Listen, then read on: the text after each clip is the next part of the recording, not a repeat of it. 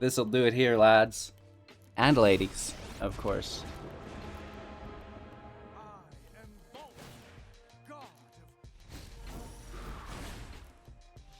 We get a land. Let's try to hit for lethal. I'm sure there's removal here. Yeah. We have a swamp in play? Yeah, okay. So we're going to fizzle this rider. And this is through their passage on Tybalt's Exile.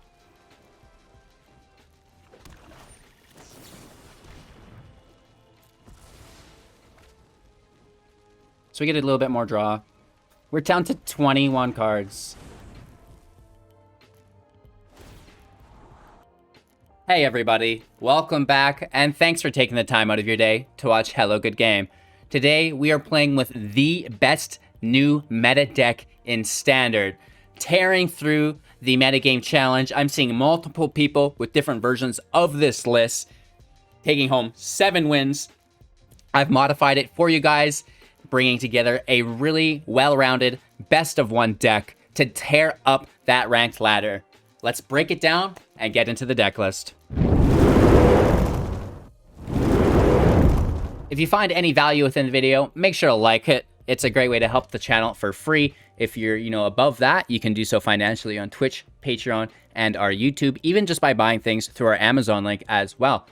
Make sure to download Magic the Gathering Arena Assistant, which is available for free, absolutely free to you guys, to anybody on Windows. It gives you all of the information that you could get from in-game data. My favorite part is the deck advisor. For many people, spending wildcards is a hard time to justify, and this will allow you to play new decks every day without spending wildcards based on your own collection, right? So it'll show you which cards and which decks you can play based on this, and you'll see, some of these we are missing cards, but since we do have such a full collection, many of the decks we have, and it will just let you know which top meta decks you have access to based on your own collection. It's absolutely amazing. Check it out for free in the Overwolf link or the Linktree link in the description below. You're looking for Magic the Gathering Arena Assistant. Every download through me helps me out a little bit financially as well. So, with all of those call to actions out of the way, thank you guys for your time and attention. Whether you're brand new to the channel or you've been here for a while,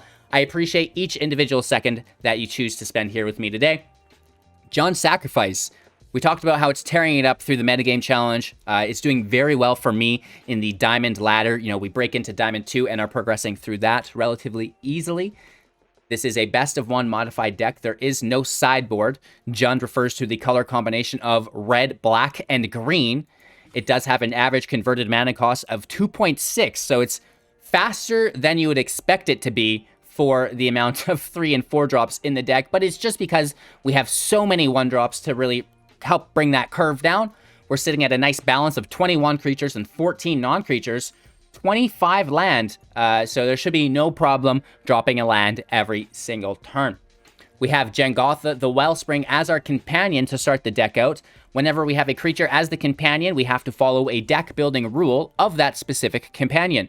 In this case, no card in your starting deck has more than 1 of the same mana symbols in its mana cost. We can also tap it when it's in play to add 5 mana, and this can be spent to pay non-generic mana costs, which is the colorless mana, of course.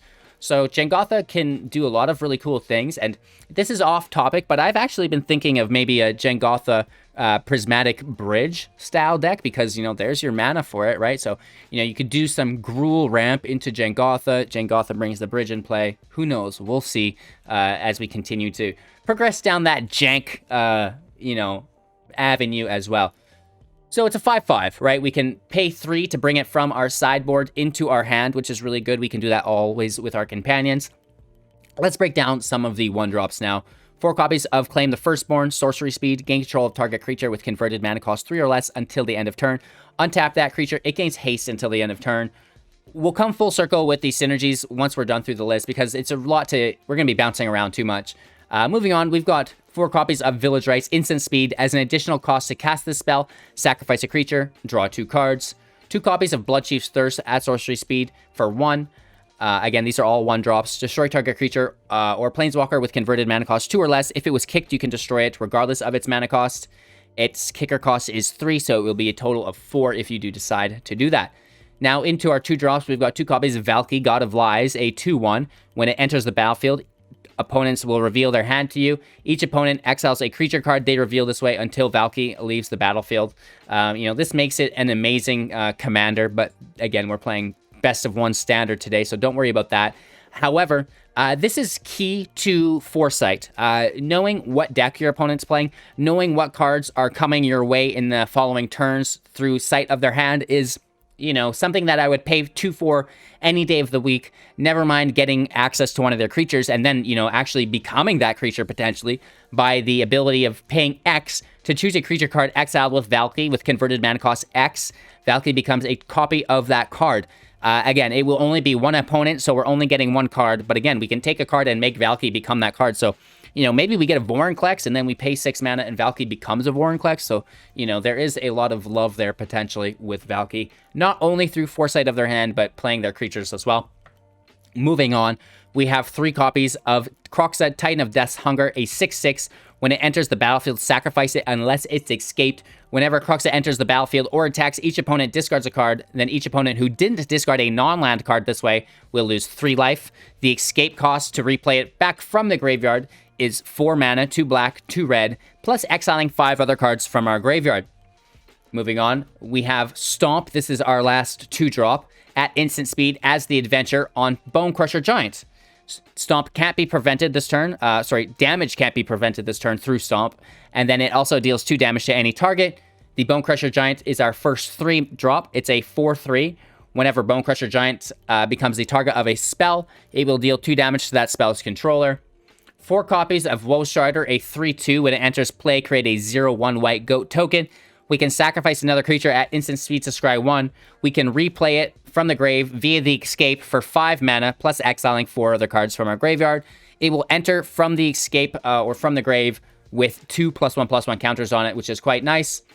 We have 3 copies of Egon, God of Death, and Egon, Throne of Death. The Throne of Death is a 1 CMC legendary artifact.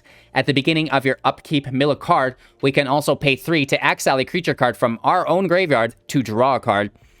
Egon, the God of Death, is a 6/6 with Death Touch, and at the beginning of your upkeep, exile 2 cards from a graveyard, our graveyard, in fact, and if you can't, we have to sacrifice Egon and draw a card. We'll get the draw regardless of if we're tossing 2 cards, or if we sacrifice it, which is really nice. So that's highly overlooked, and, a 6/6 with Death Touch cannot be ignored. We have 4 copies of the Akroan War. This is our first 4-drop, an Enchantment Saga. When it enters play, gain control of target creature as long as the Akroan War remains in the battlefield. On our next draw step, until your next turn, creatures your opponent control attack each combat if able. And then finally, each tapped creature deals damage equal to its power to itself, which is quite nice. It's basically like a field wipe. 2 copies of our Immersturm Predator, a 3/3 with flying. When it becomes tapped, exile up to 1 target card from a graveyard and put a +1/+1 counter on the Predator. We can also sacrifice another creature. Immersturm Predator gains indestructible until the end of turn, and we have to tap it, which would re-trigger the first ability as well. Moving on to close out the deck, we have Korvold, the Fae-Cursed King. 3 copies of this in deck. It's a 4/4 with flying. When Korvold enters the battlefield or attacks, sacrifice another permanent, whether it be a land or a creature, maybe even our Throne of Death could be sacrificed. And whenever you sacrifice a permanent, put a +1/+1 counter on Korvold and draw a card, which is quite nice.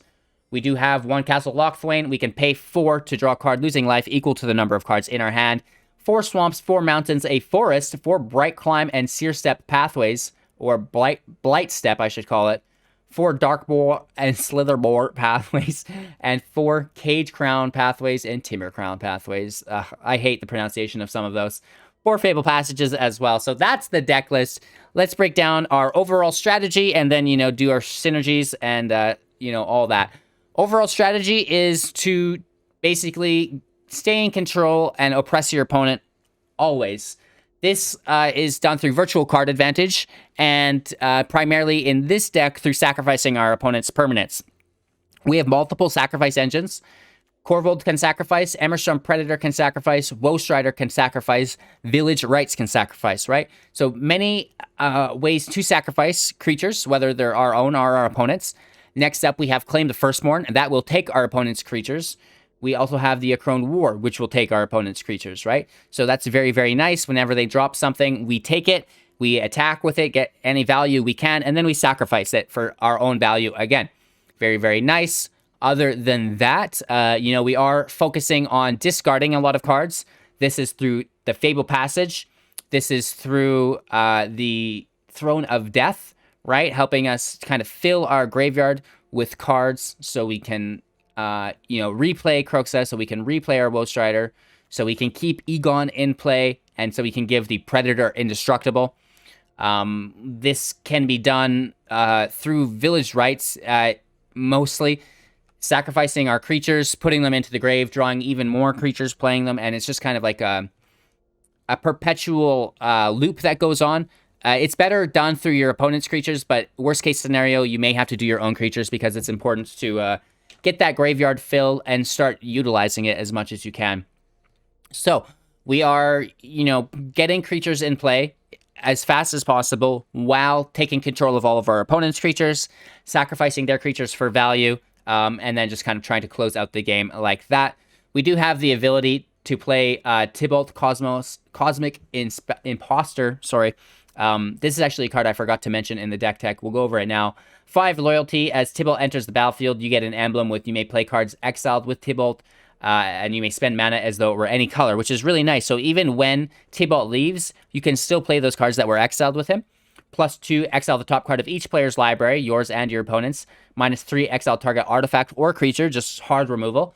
And then -8, exile all cards from all graveyards and add 3 mana, which is pretty cool as well because you'll gain access to all of those cards through the emblem. So Tibalt's really nice. And again, if you can control the match enough that you have 7 mana and get this out, you should probably win the game with that as well. There's a lot of damage, whether it be through the 3 damage Kroxa does when it enters, or the attack it will do for 6, and then combining those up for 9 damage. That's a lot. Of course, the Bonecrusher Giant does Stomp for 2, plus it's an attacker alongside the Woe Strider. The Predator has flying. It's a 3/3. It becomes a 4/4, 5/5, 6/6, so on and so forth, right? So there's no lack of damage, and Korvold has flying as well. So the deck feels really nice for damage output. There's not any crazy play lines other than you take your opponent's creatures with Village Rites, the War, you sacrifice it through the Village Rites, through the Woe Strider, through the Predator, or through Korvold. You fill your graveyard with the Throne. You empty your graveyard through Kroxa, through Woe Strider, or even through Egon. Nothing really, really crazy. Your first objective is to identify what deck your opponent's playing. Your next objective is to flood the field with creatures while maintaining control through removal and sacrifice of your opponent's creatures, at which point you have ramped into your flyers, and that will close out the game, right? Easy peasy, lemon squeezy. Thanks for watching the deck tech. I hope you guys enjoyed. Don't forget to like, comment, subscribe, share the channel to all of your friends. Support financially on Twitch, Patreon, YouTube, and even by going ahead and shopping through our Amazon link. All links can be found in the description below. Make sure to download Magic the Gathering Arena Assistant for free. Enjoy today's gameplay footage, and make sure to watch until the end for our wrap-up thoughts. And we've got some really cool news for you guys, so we'll see you then. We go first. We are in Diamond.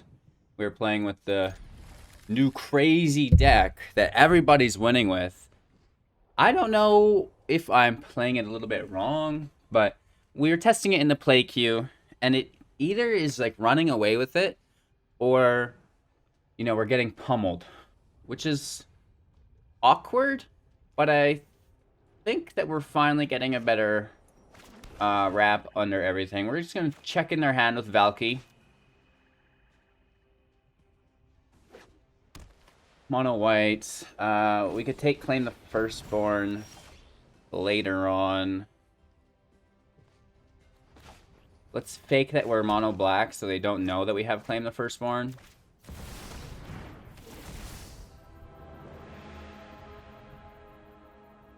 So we can't take this with Claim and sack it, only with the Akroan War.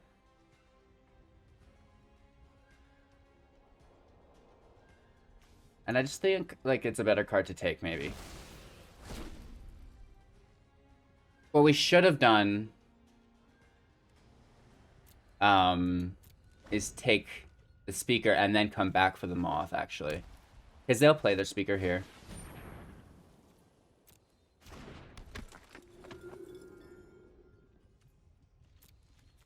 They have indestructible, so we're just looking for a sack outlet.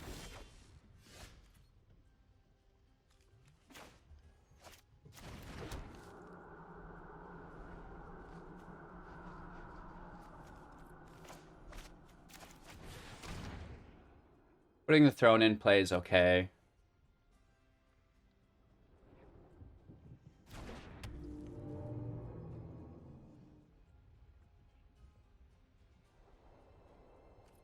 That's it.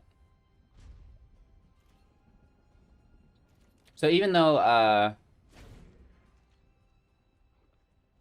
like, I don't know why this lights up. Maybe is it a UI bug? We don't have the mana to pay for it, so it's kind of annoying that it gets hung up on priority. Oh, but they have indestructible. So no blocks. I almost fell for that, even though we know they've got fight as one. Right? Our turn. Let's mill that land away. That's actually not bad. And here's our sack outlet. Perfect.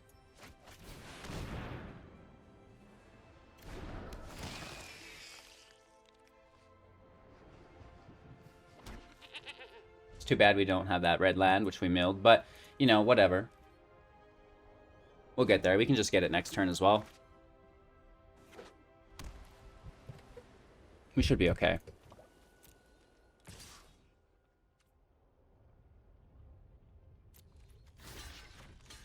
We send in the goat for the chump block. Right, just kind of interrupting the life gain.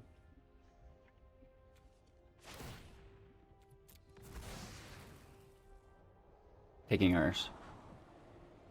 We need that fourth land, though, is the thing. Right, we're not going to get any... Oh, but we mill. But we don't really want that in our graveyard either. So it's a good thing that we mill. Our turn. Watch us mill another land. Yes, of course we do. But this will be just fine. Unless they have hexproof. We get it. They could have flash. But we have Village Rites at instant speed.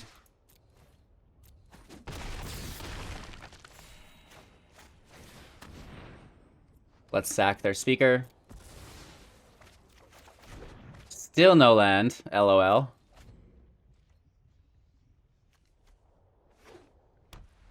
We have another claim. We have another Archon. I think we're okay. We will need to pull a land here. Of course, we mill the top card.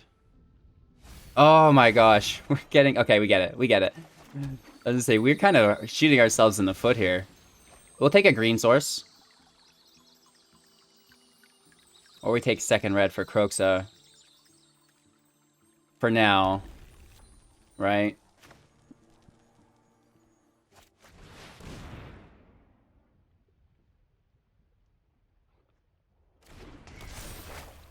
So this is feeling very good, actually. Against mono white. Definitely against creature-based decks, it feels nice. We can end our turn.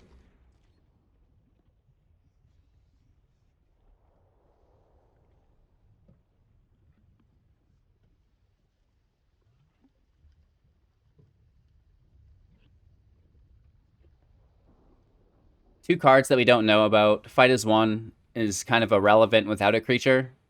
And then we have the sacrifice through the Strider on the Broodmoth to make sure they don't get it back.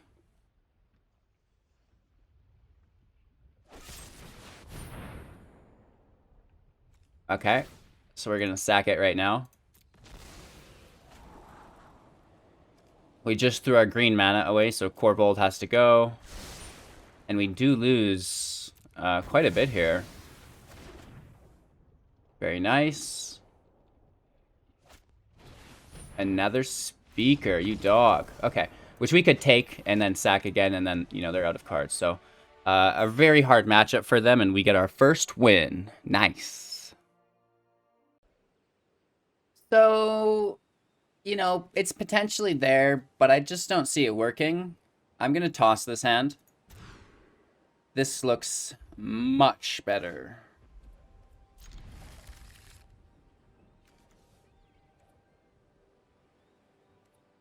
We don't have a sack outlet, so claim is useless right now.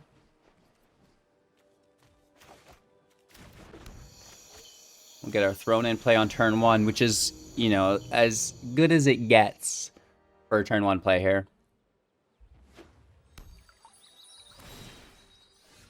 Start the mill. Oh, that's a good one, though. Hey, Woe Strider's a lot of fun as well. Pass our turn. We hold up Stomp here.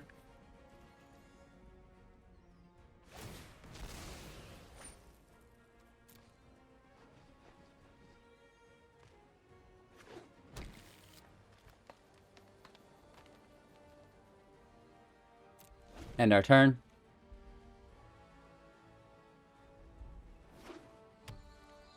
Mono green. Oh, and search for greatness. Let's just hold on to Bonecrusher Giant then.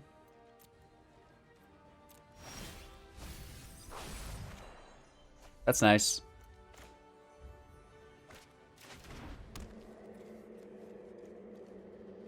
Let's get Woe Strider out first. Then we can war. Hopefully if we draw land, take whatever they have and sack it with the Strider. Trying to stay in control of the matchup. Simic. Oh, they're playing In Search of Greatness Flash. I bet they are. Now that I like. I don't know if they're playing Flash here, but In Search of Greatness with Flash spells, that sounds fun. Oh, no. Cancel. We mill with the throne. And we get the land anyways. Perfect. We could just start the draw.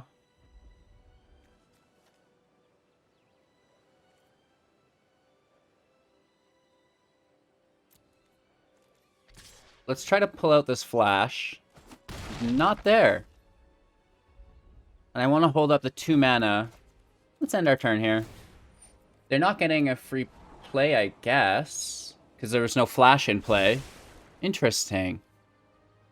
What is happening? Their 4th land. They must be dropping bombs or what? So the bad thing about this is if they have a Bornclex and we drop our Saga, do you think they go for the throne? Or do you think they go for Woe Strider? They should go for the throne.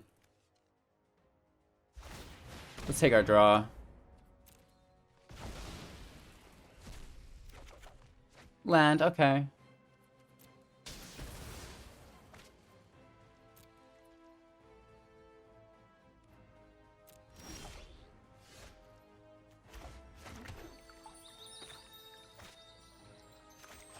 Let's just get that back in play, I feel like.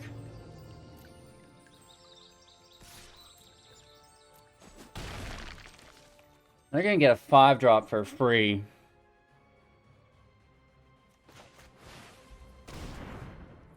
Let's bring Jegantha in hand. Woo! What's it gonna be? This is where it gets frightening. Oh, they don't have one in hand.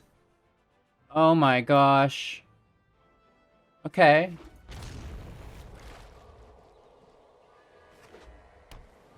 Saltai. Interesting. So there's lots of removal here.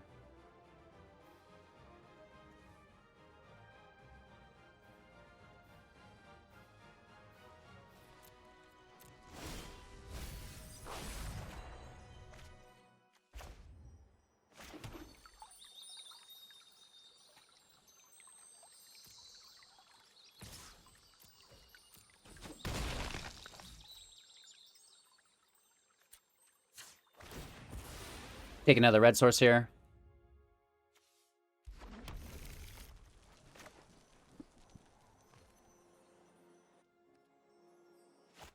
Jegantha in play, I guess.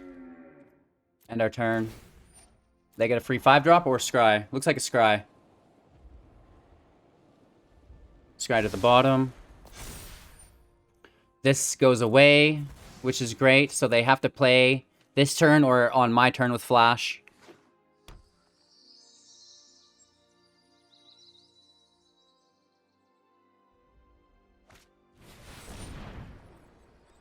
Alright, so we have to Woe Strider Jegantha away. Oops, there we go. Even though we mill, which is annoying. I like Village Rites, so let's put that to the bottom. Right, we're kind of do the opposite when we're milling.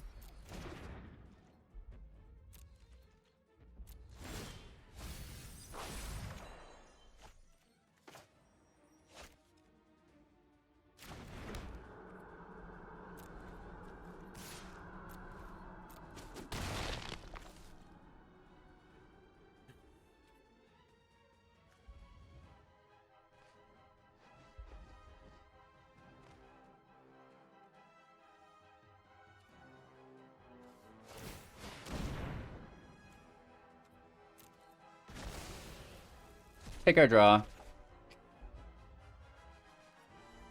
End our turn. There's no drop here. To the bottom.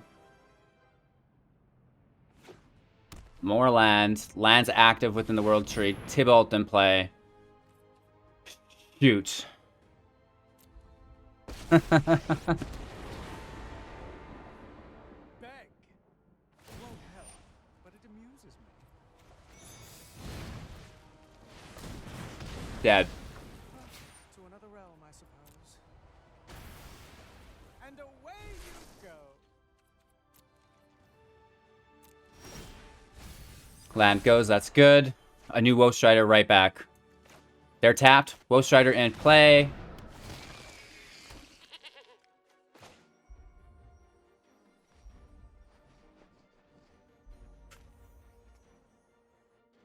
This I guess this does more damage.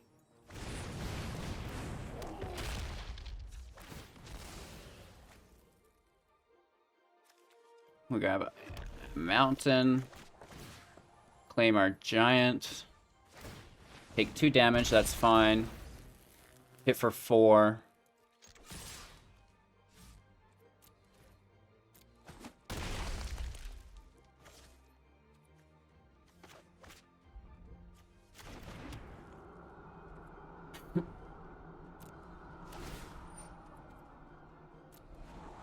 Alright, we've played around this in Search of Greatness really well so far.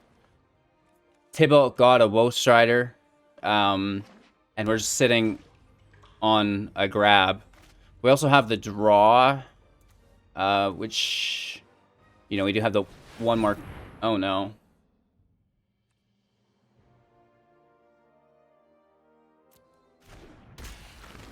Okay. Not good. We just need giants off the top.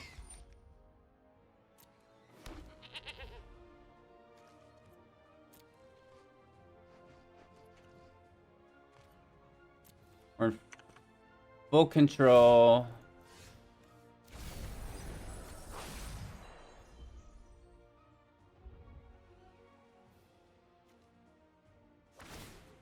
Sack the goat before our draw.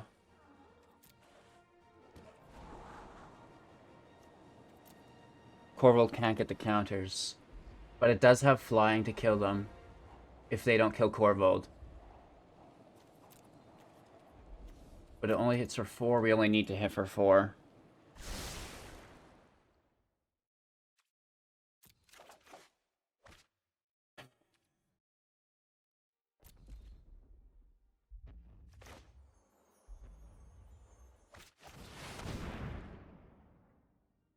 Korvold in play.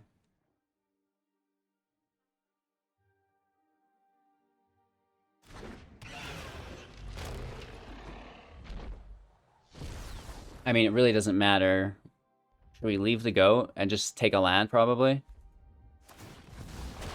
We don't get the counter. We do get the draw. Which isn't of any use.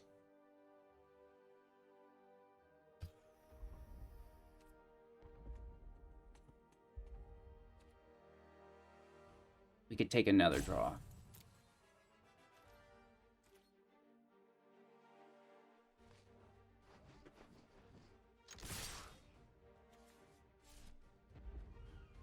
We would lose both.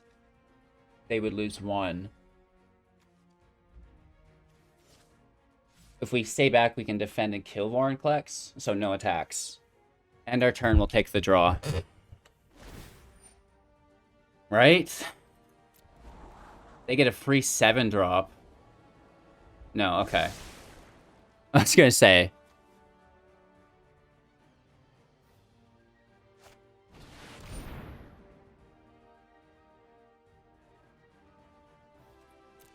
Nice.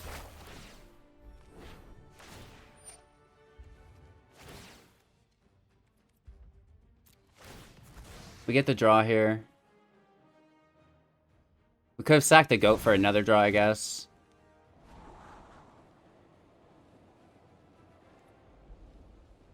Valki is very good.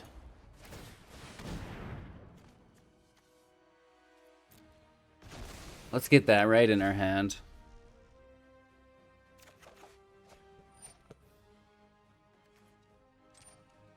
That is an alternative answer for us here, potentially. 18 life. Oh no, Valki will come in with half loyalty. Out. Now we can't block Vorinclex. We're back to our original strategy. Valki won't work.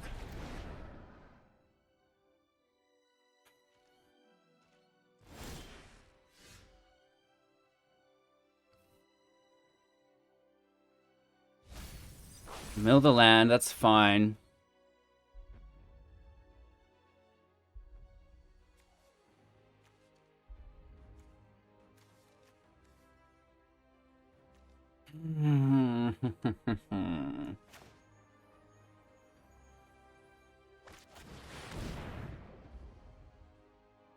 Gotta risk it.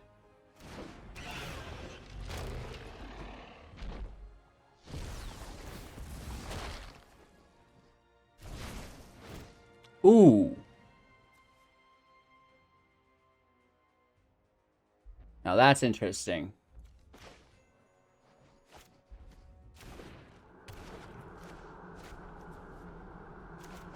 Six Death Touch saves us in a big way. So now they've got like kind of 2 threats they have to deal with as well. Since we're so far along in the game, we've got a pretty full grave. No attacks. This In Search of Greatness has done so much for them. Really helping them find the cards they need to survive.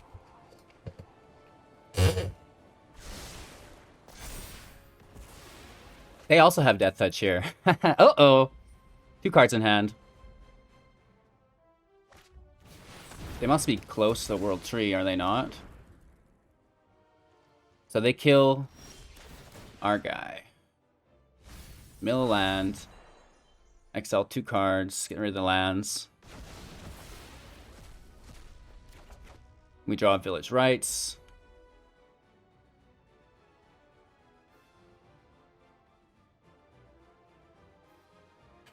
We have a 6/6 with Death Touch. It can just go in, but it's going to get chump blocked with the Scry. So let's do this. I guess, and just kill Vorinclex. Or should we kill a Woe Strider and then just try to go around Vorinclex? No, let's kill Vorinclex and then we can use our war. We are short on mana though. But we should still kill Vorinclex. Even though they self-sack it. It's just... It hurts to be on the field, and that's probably another Vorinclex. But we can kind of start attacking now. They have to double block. They sack the goat in that transition. They already know what the Scry is. I forget whether it was on the top or the bottom, though.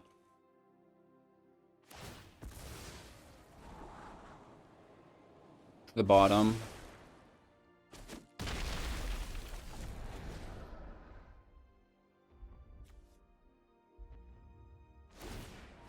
Alright. They get another Scry. To the bottom again. 2 cards in hand. We're at 18 life. Even if it is a Vorinclex, it can't attack. Nice. So we can Valki now because Vorinclex is gone. Let's get rid of the land. Good game.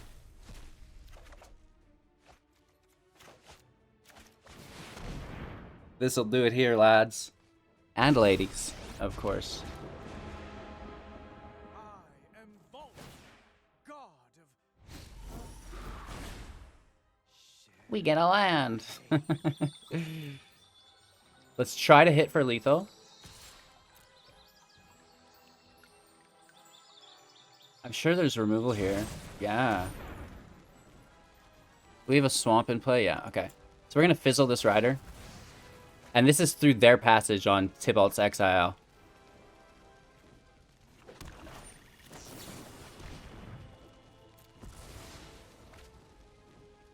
So we get a little bit more draw. We're down to 21 cards. Okay, they get one more turn, but we've got Tybalt at 7. We have access to their Heartless Axe. I mean, Kroxa. We're good. We're good. This was a nice match. Really grindy. Oh my gosh, nice. Oh, it's not fair. But they have no discard. Right, we could... No, we don't have enough land. We get close. We play Kroxa, go in full control. Whoops, there we go. We Village Rites it.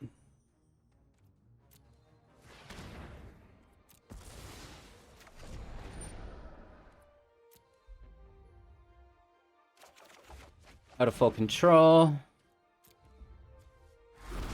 They take the damage. And then we replay it. We have a cheaper version in our hand. Good game.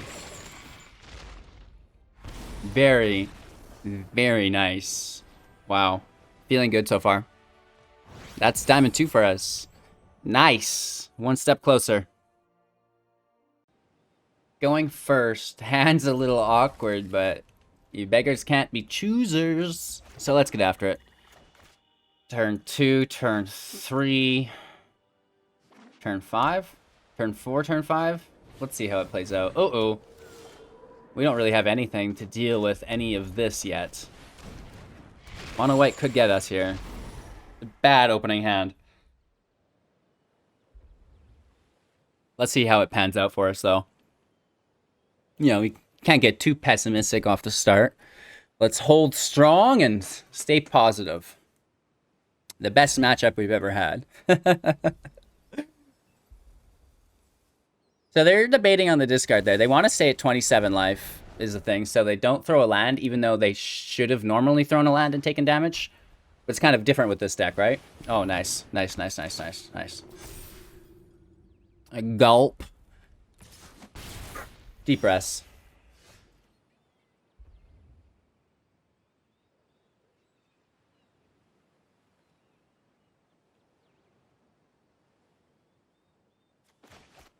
This will help us get Kroxa in play sooner.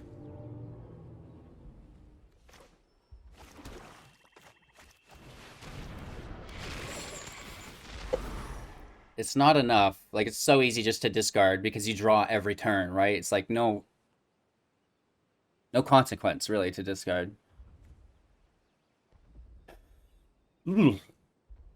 Especially when that's our whole turn. We don't have blockers. They're gaining a bunch of life, right? It's a very bad situation for us. Only thing we can hope to do is just try to hypermill with this throne. But that still is like 4 turns away, 3 turns away.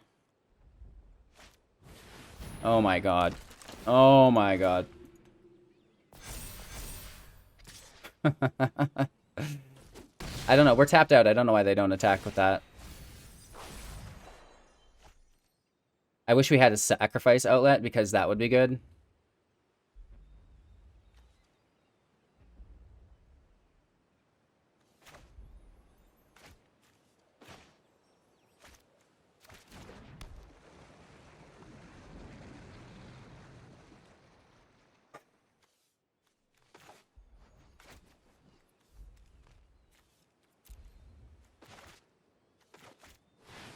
I'm tempted just to gain that life back.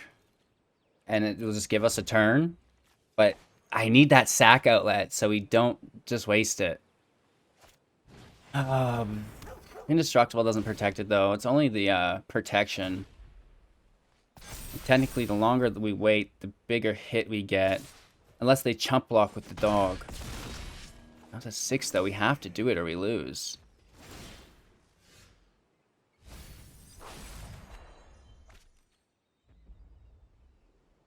So we are at 5. Which means Korvold, but they just go through us with it.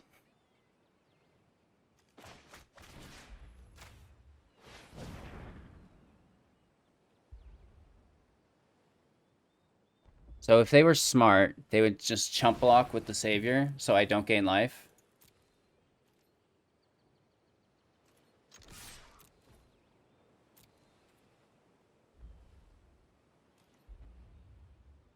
Wow, they give us the damage. That's really, really nice.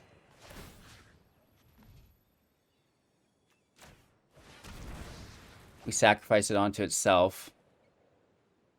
Okay.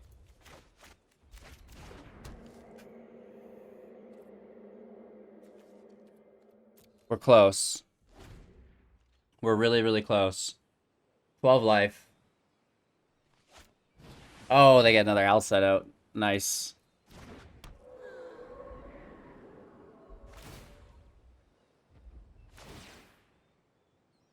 Deep breaths. So we get hit for a bunch here.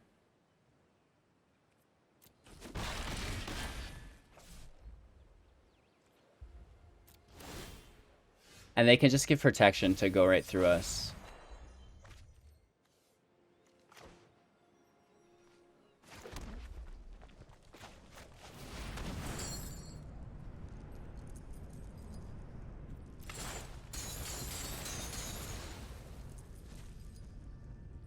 I mean, it's a good blocker. They go around us, though. It's not even about keeping them down from 27 anymore. Oh, they discard an aspirant, so they could have drawn a land and just taken it. Which they probably have 2 of them. Right? There's the land off the top. And they could have taken Kroxa there. This is really good as well. Yeah, not good. Not good. They should be attacking with Alsad and then using Savior to give it indestructible.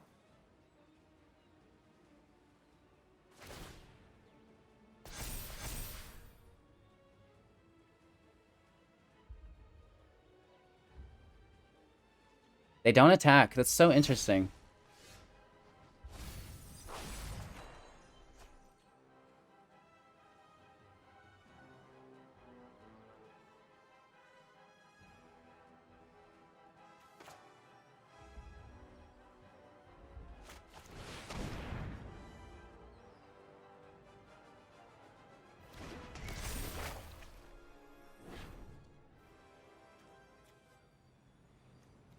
We don't have the white mana for the lifelink, or Heliod would be really, really good. Because then we could give Kroxa life gain.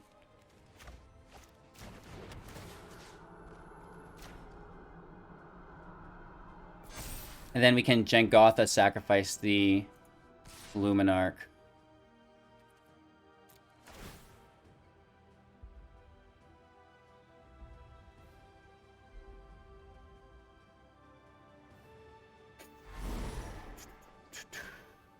They discard another Luminarch. That's crazy. We only have 8 life. We're really risking it here. I wouldn't mind some more creature theft. Taking that Alced would be great. It's a fairly successful hit. Hopefully they can't raise their devotion to white. That would be hurtful. We do have the aspirant to sack if we, like, as a blocker if we need. Gulp. Let's see how it plays out for them, though. They could give the Luminarch life gain or something. I don't know. There's lots of things they could do here.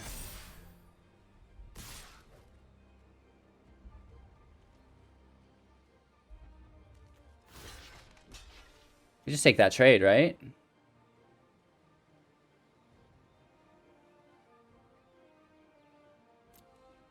And then the dog is going to protect it. And it gains lifelink.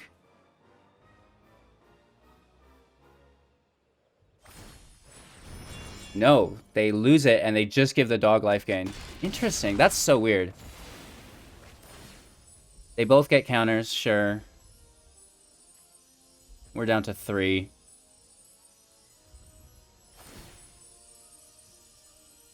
We're gonna block in there. Oh no, they've got protection and 3 damage. No, no, no, no, no, no, no. I see. Shoot.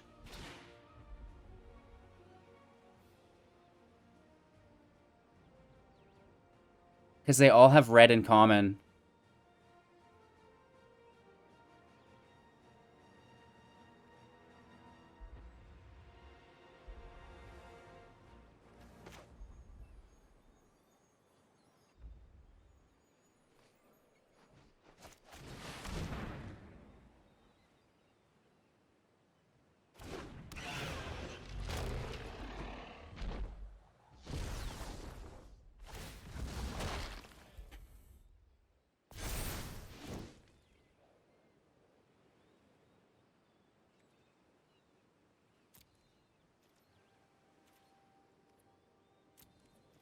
Maybe they don't know they have it.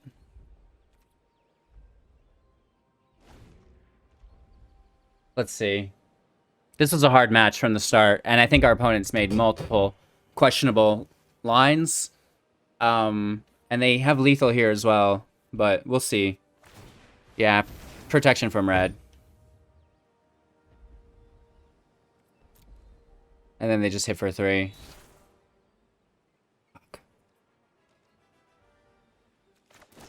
There was no way around this. Sad. Sad. A little late. Good game. We almost got that. We were really, really close there. Maybe a miss attack. But then we actually, that attack made them discard their apparition, which is the only reason we survived longer. So, you know, that match was a little awkward, but we were close. We were really close there. Our opponent goes first. Our hand, again, looks a little awkward. It's shifted up in that, you know, mid-range mana curve. I wouldn't mind some 1-drop removal. That's not it. This can be a red source for sure. We have all of our mana covered. I guess just playing Strider, Predator, Archon, hoping to get there before we get killed. Some of these aggro matchups feel pretty bad. They take our Claim the Firstborn. That's so hurtful. They just take whatever we drop as our 3-drop. That's game. That is a 100% good game. Unless we can remove that robber on our next pull with a giant, but no. That's actually hurtful. Of course, we do get it back, though, and they don't have a sack outlet. Oh, wait, there it is. Are you kidding me? I guess we just play into it. We have no other choice. And we're going to be dead without it as well. Right? Turn 1, turn 2, turn 3. Here comes a cleave on turn 4 for a perfect game.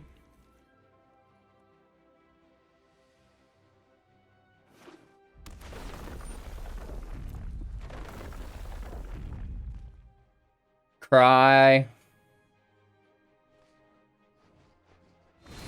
No way. So there's no cleave, at least.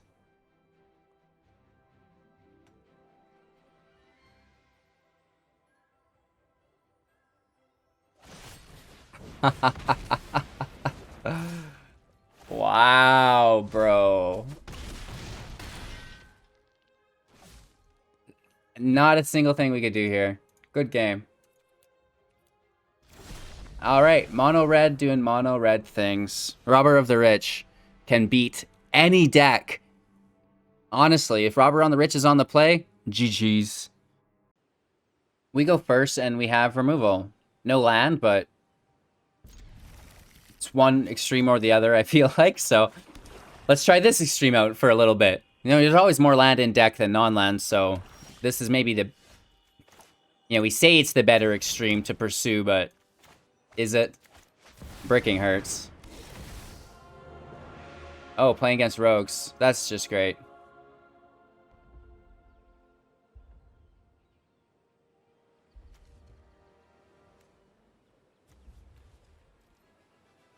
Let's take Petty Theft.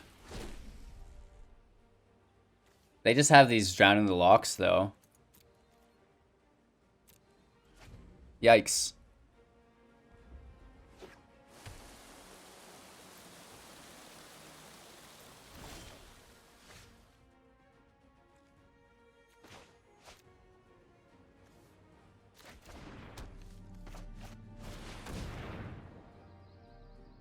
There's no counter here.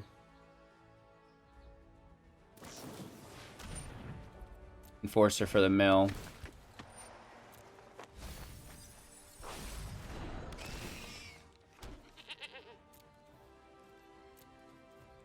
No attacks end turn. Looking for that fourth land.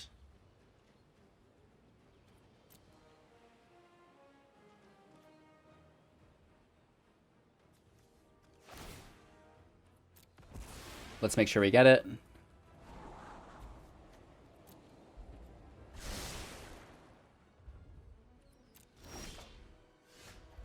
Cry.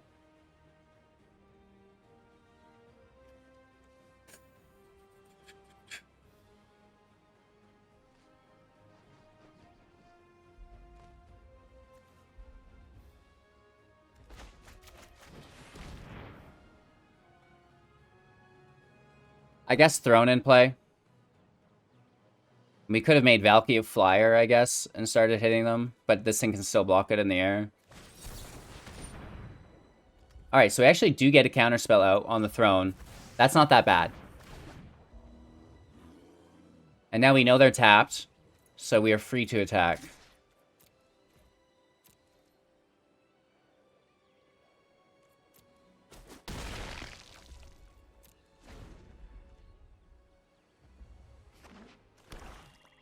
Their third land.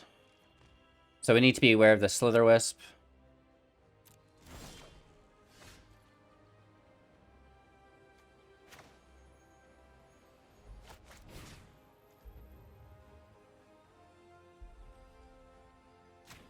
Let's pull out that negate from their hand. Right? Because we want to use the Akroan War. Huh.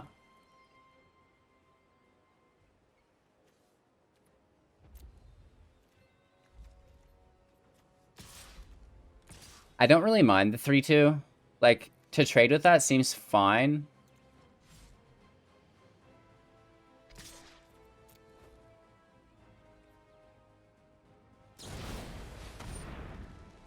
Ah, I see. A borrower. There's our fourth land.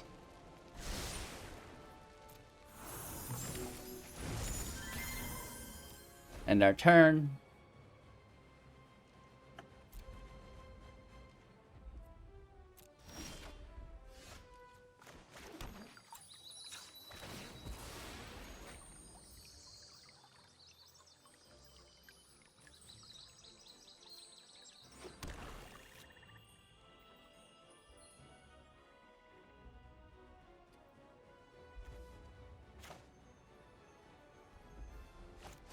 Let's just get it out before they get Sought coming open. The flying's really nice as well, right?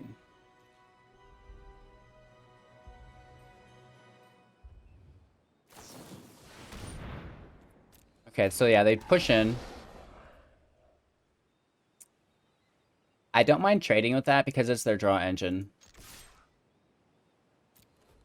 And now we know it's not the Vandal. And I didn't want to trade with the Vandal, but I will trade with the Slitherwisp. And our turn. Alright. Here comes the chip damage, and they get to draw.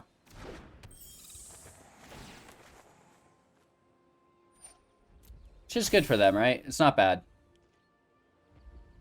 That is their mana for the turn, though, unless they play an island here for negate. No island. And they foretell over. Interesting.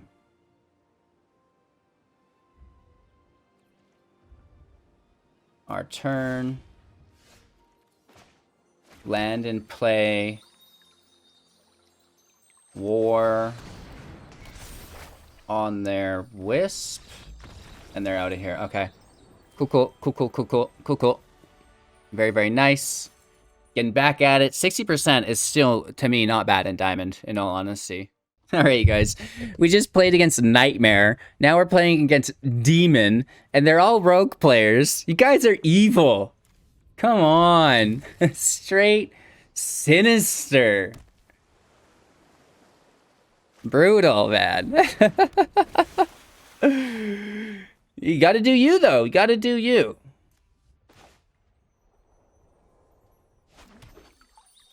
Alright.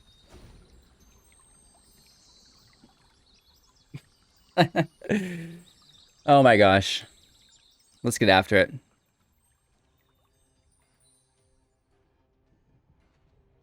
Rogues on the play. This should be a good match. I'm really excited. That's a swamp. Yes, you play it second. It's like every play they make is so crucial. They're like, is this the land I play? Yes. I play the swamp after the island, and then I have both colors available to me. Amazing.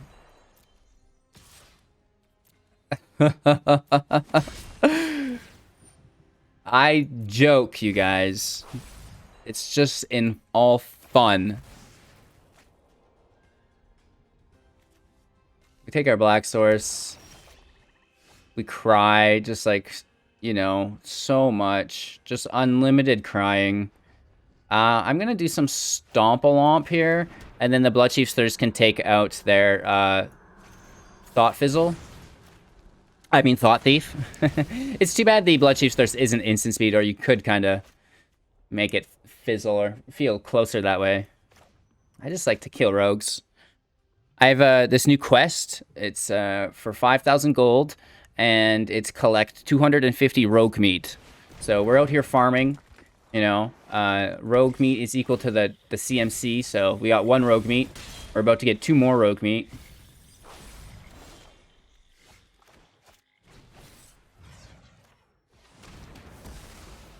Gulp.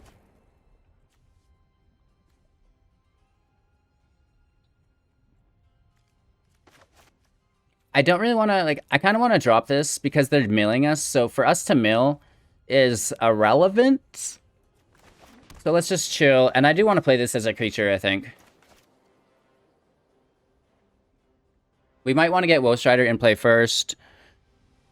I miss Narset. Narset could do really good against rogues, you know. It can't draw cards, haha. Right? You know, I really miss Narset in some of the matchups. I miss Teferi too. Little Teferi and little Narset. This is what I'm talking about. This is what I'm talking about. Just disgusting.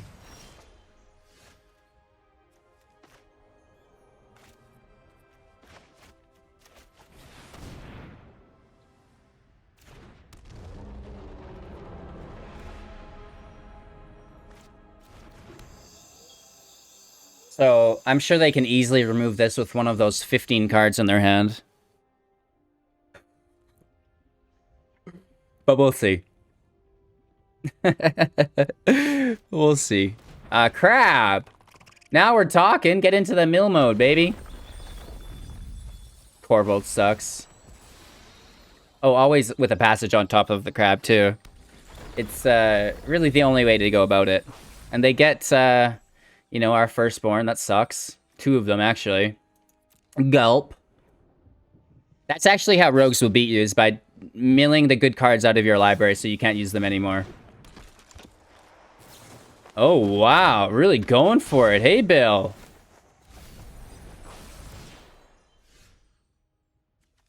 We always get rid of our land.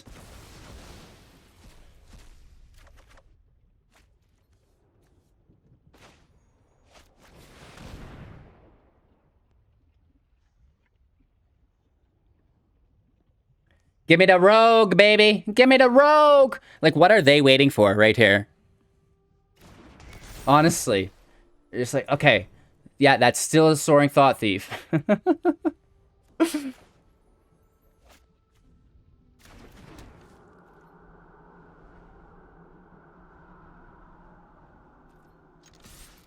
Attack, attack, attack.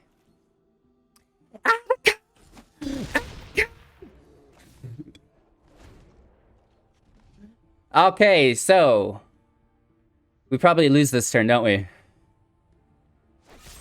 Okay, Artless Act on Egon. Ouch. I liked him. Super duper mill through the crab. We lose another Claim the Firstborn. Ouch.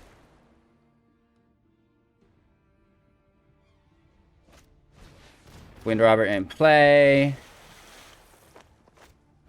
Bloodchief's Thirst on their own. Thought Thief.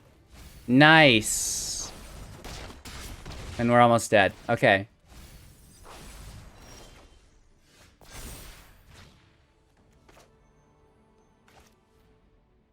We need to auto stomp Luris, which is 2 mana, which only gives us 3 available manners. And we're getting hit for 6 in the air. More than that, because they're going to Luris play this, and the boost pushes everybody up. Wow, isn't that just disgusting? Isn't that disgusting, man? It doesn't untap anything. There's literally no way out of this for us.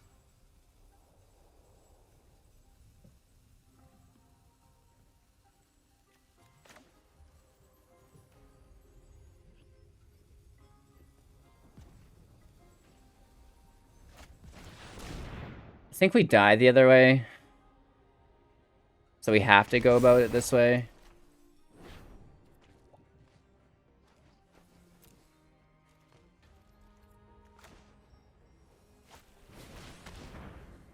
We may as well try to get the land in play. It's not blocking.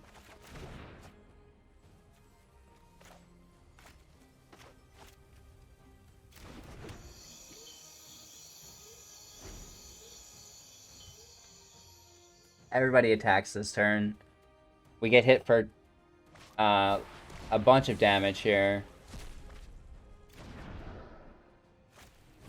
Oh my gosh. 2 into the stories. 2 of them. Oh my gosh. And then a passage on top of 2 crabs.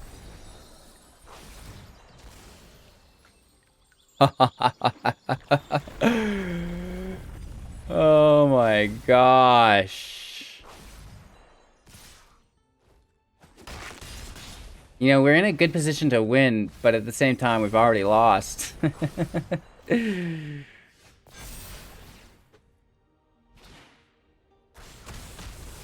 Okay. If only that killed the crabs, you know what I mean?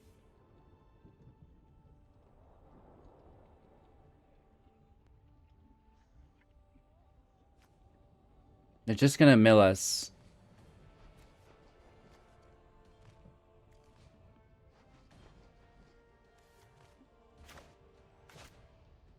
I hate every second of this.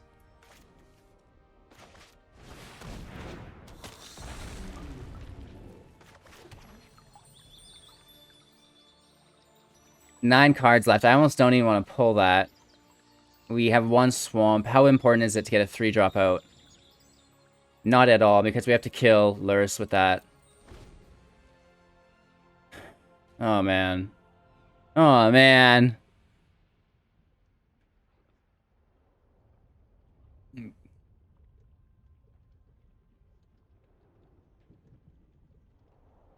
Are they just looking for lands to play through Cling the Dust?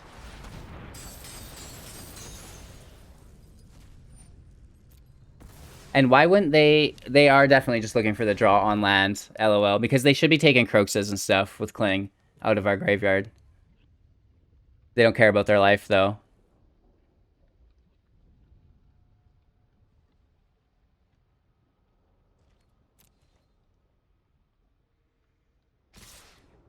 That's such a flex.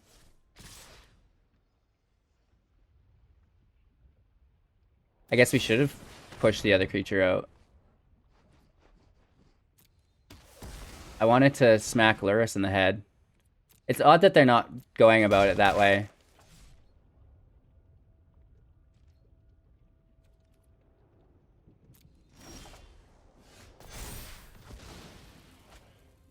Oh, they were forced to attack with the crabs. I see.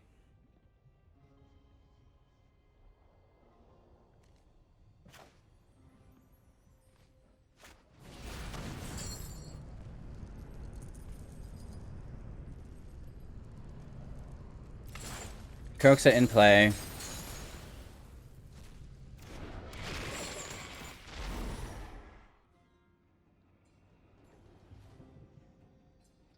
Down to 8. I'm not sure there's a way for us to win, but I shall try. Eliminate straight up kills Kroxa, so I'm not sure why they tossed that. You know, I am going to take the swamp, though. We've seen that we need to be double dropping on them. We're not going to make that mistake twice. Oh, these are all in our grave. Never mind. Too many cards. You lose track of where they all are. Alright, there goes 6 cards. Good game. You know, they can just play Lurrus and play, you know, one of their 1,000 rogues.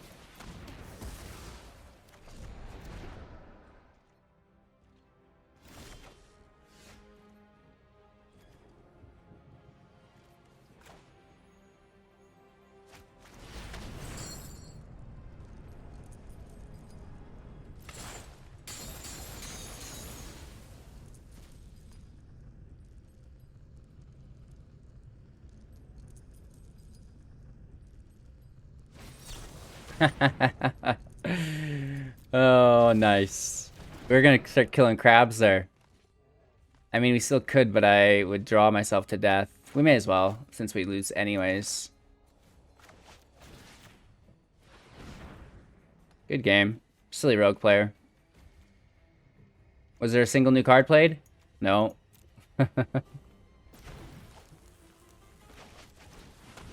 Cry. I mean, we didn't fold to the deck, right? We pushed it to their limit. Couple bad breaks, that's for sure. But, you know, it is what it is, and we did our best. Anyways, we're out of here. Good game. Combos. We would need to pick up a red source.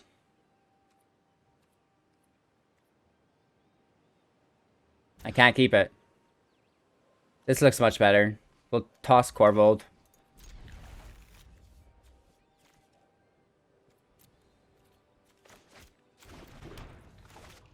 Throne of Death in play. Let's see who we're playing against here. Mono red, Cruel, something like this.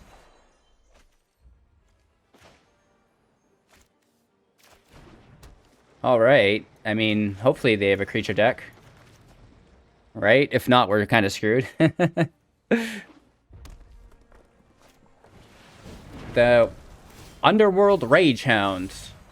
So this actually can come back, which is good. We're going to take it. We're going to hit for 3. And then we'll sacrifice it for a draw. Things are going according to plan here.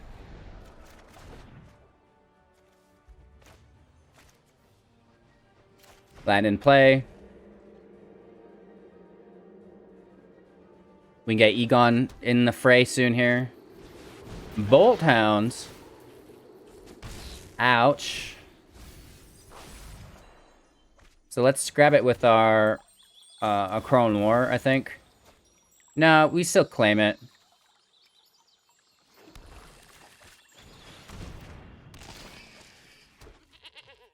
And our turn.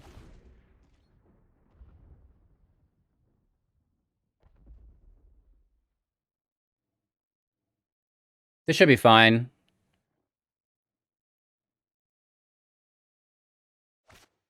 Even if it is a shock.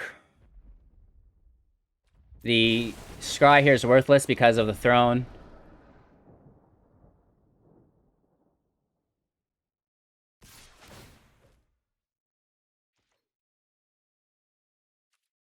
I think we're safe just to take some damage here. Let's leave the goat alone. Leave the goat alone, man! Ah, Rimrock Knight in play. That's okay. Oh, we lose removal. That sucks.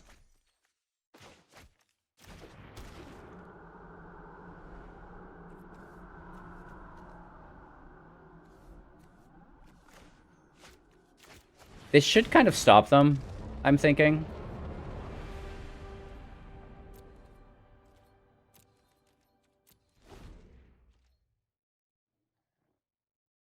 We don't have a sack outlet, which is hurtful. Unless we replay the Woe, but that gets rid of our grave for Egon, right? So if they remove it, sure, then we go Woe Strider. But until then, I think we just want to put up this 6/6. It's like passive removal. It should be able to take, you know, more than one creature out, I hope. They could cleave. We'd still get the kill in, though.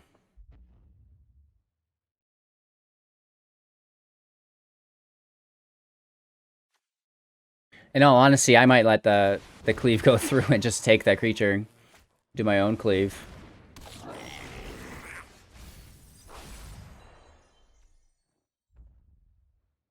A creature, you say, huh? 2 of them?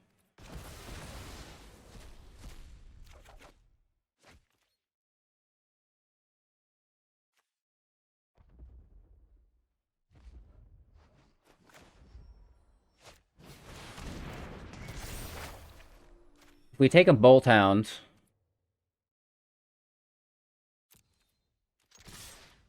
then the goat has attack capabilities. That's why we didn't sack the goat.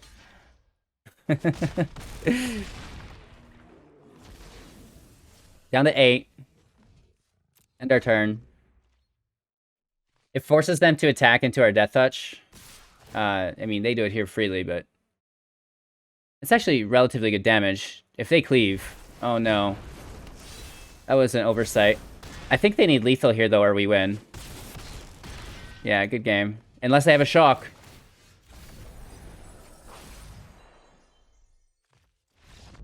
Right, we can just claim their baddie and take it. We also have just lethal on the field, I realize now. Which is very nice. Alright, guys. One more match. What do you say? Yeah. Last match of the video. We go first. You know, we've got our sack outlet, we've got our spot removal, and we've got our creature snagger. Kroxa for late gameplay.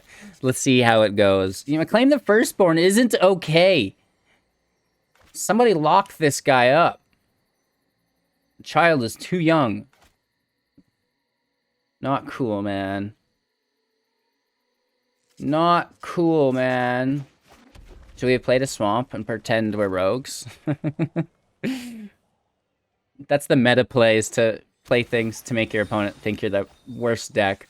Maybe they think we're Tybalt's Trickery with the mountain. Huh?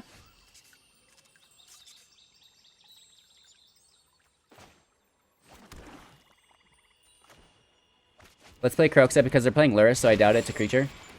They're not playing Lurrus, sorry. They're playing Yorion. You know, sometimes I just say these things because I'm so used to seeing them. So this is a Doom deck.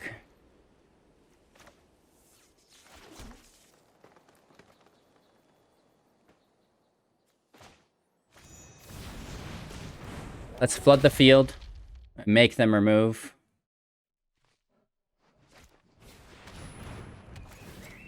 That's fine.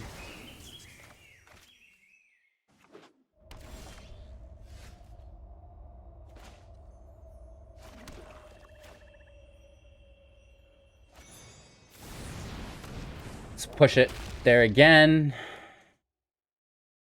You know, the casket's not good for Doom, because we'll get our creature back from underneath it.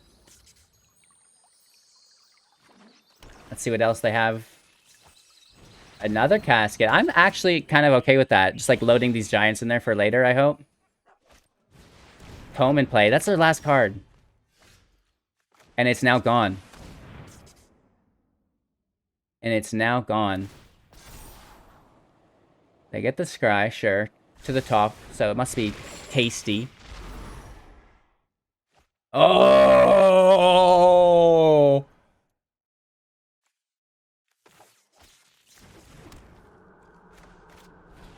We had them discard their doom. That's why your first step is always to identify what deck you're playing against.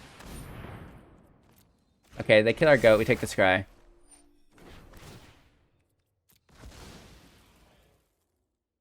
Korvold off the top. Mountain can go.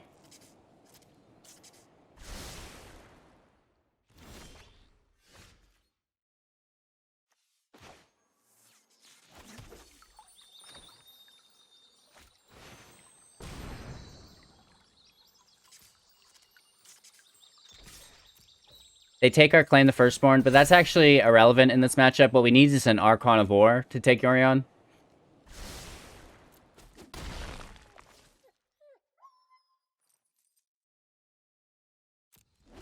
Yeah.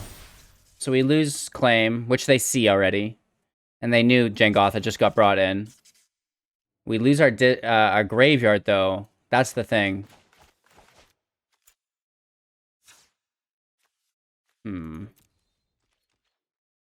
So I think we leave this passage there. And we'll save it to start adding to our graveyard later.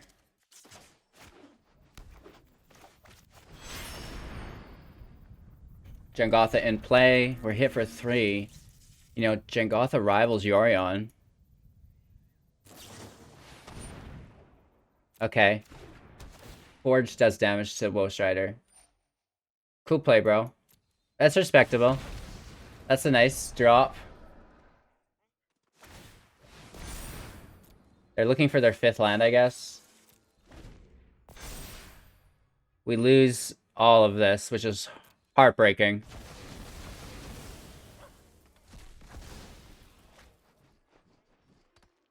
If they get a new Doom, we're screwed. Oh, Lantern's good.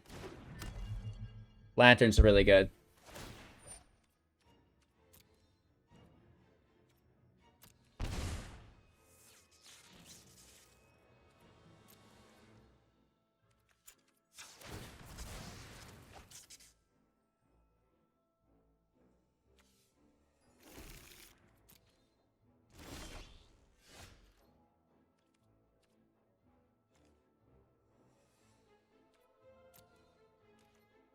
A good hit. I mean, they gained 4 of it back. So we really only get them down to 16.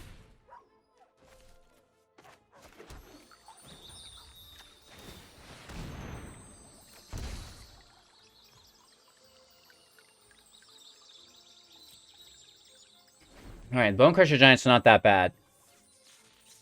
Maybe we should have played it in case of a Doom. Shoot, we should have.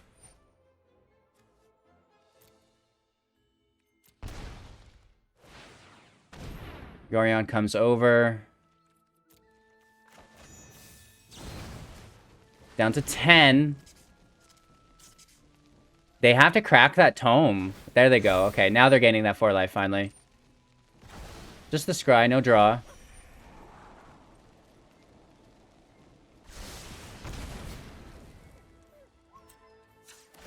Thin our library. Grab another black source.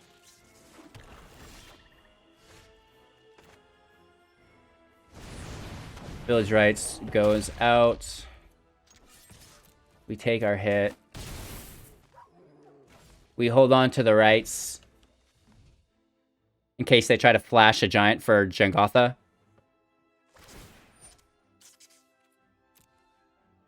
Losing 3 life. Tome in play. Tome takes a draw. Good game. I think we win. Let's take a draw, lose 2 life. It's a mountain, whatever. Nice. That really helps.